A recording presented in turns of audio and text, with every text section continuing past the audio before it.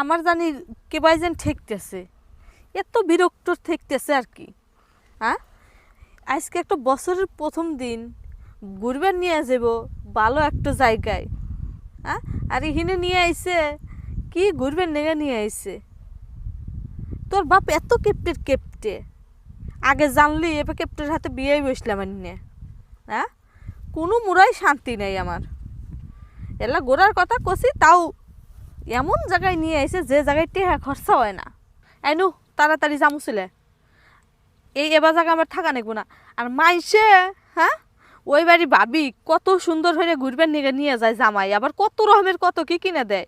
আর আমি তো বছর অন্তর একখান জামা কাপড়ই ঠিক মতো দেয় না। এত কেপটে মনে হয় টেহা নিয়ে যা কবরের মধ্যে যাবো।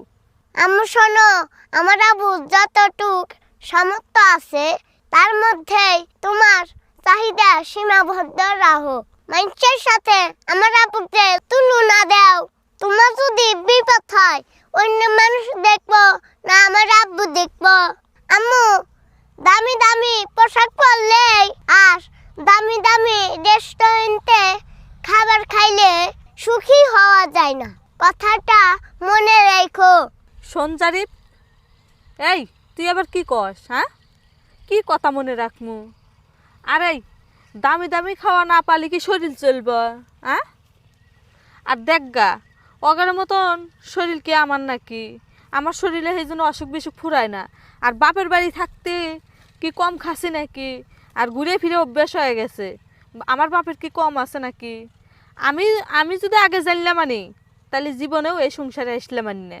আর আমার বাপ না বুঝে এই কামটা হচ্ছে। আম্মু শোনো, দামি দামি খাবার খাইলেই শরীর সুস্থ থাকে না। যদি তোমার মনে শান্তি না থাকে, তুমি যে তোমার বাপের বাড়ির অর্থ সম্পদের অহংকার দেখাও।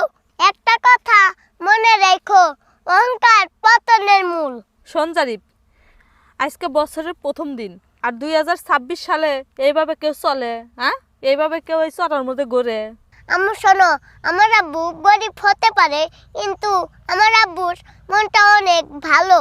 হ্যাঁ, তোর আব্বুর মন ভালো না ছাই, এর চেয়ে অন্য জায়গায় বিয়ে হলি পারে, ভালো ঘরে বিয়ে হলি পারে, কত জায়গায় ঘুরবেন নিয়ে গেলানি। আর তোর আব্বু তো গরিব, তোর আব্বুর হাতে সংসারে এসে কত কি দেখলেন। আম্মু শোনো, একটি মেয়ের স্বামী গরিব হোক আর ধনী হোক, তার স্বামী থাকাটা হচ্ছে শ্রেষ্ঠ সম্পদ। তাই আমার আব্বুকে সম্মান করো। যেদিন আমার আব্বু থাকবে না সেই দিন বুঝতে পারবে স্বামী নামক বটগাছটা কি জিনিস। সঞ্জারিপ, তুই খালি জ্ঞান দেস, এল্লাহনে মানুষের এত কিসের জ্ঞান দেওয়া? চুপ করে থাক। মেয়ে মানুষের জিদ থাকা ভালো, কিন্তু বেশি না, কারণ অতিরিক্ত জিদের কারণে মেয়েদের সংসার নষ্ট হয়। চুপ থাক, তা বকবক করতেছস। উচিত কথা কইলেই চাচা না থেকে নামো।